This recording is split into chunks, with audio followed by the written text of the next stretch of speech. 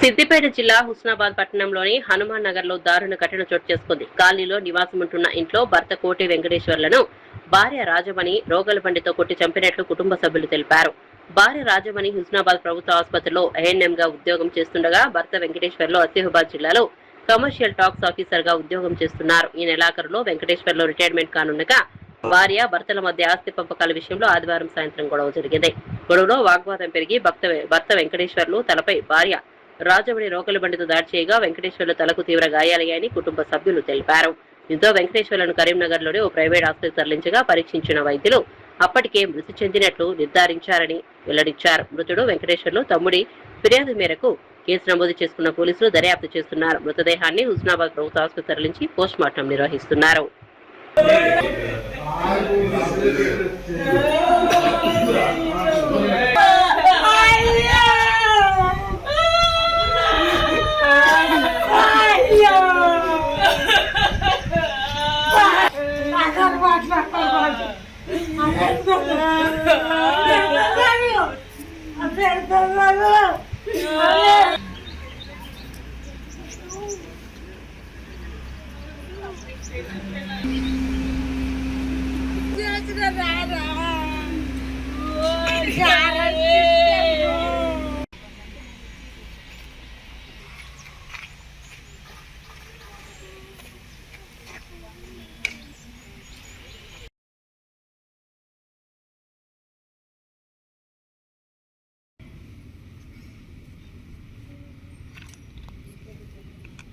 నాకు కొంత అప్పున్నది, డబ్బులు కావాలి, తర్వాత ఇల్లు పైన రూమ్లు వేయాలి, మరమ్మతు చేయాలి అని చెప్పి అంటే పెద్ద మనుషులు ఇప్పుడు ఇద్దరే వచ్చిండ్రు కదా, వీళ్ళు వచ్చే వారం ఆదివారం మాట్లాడదంతి అని చెప్పి ఆయన అన్నాడు.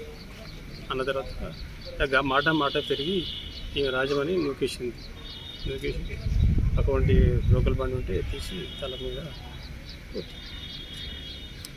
తలవాలి హాస్పిటల్ తీసుకెళ్ళి ఎక్కడ చనిపోయాడు? కర్మాల మెడికవర్ హాస్పిటల్ తీసుకుపోయి ట్రీట్మెంట్ జరిగింది. కానీ అసలు మా పల్స్ అది పడిపోయిందట. రిటర్న్ ఇక్కడికి తీసుకొచ్చి హుస్నాబాద్ హాస్పిటల్, గవర్నమెంట్ హాస్పిటల్.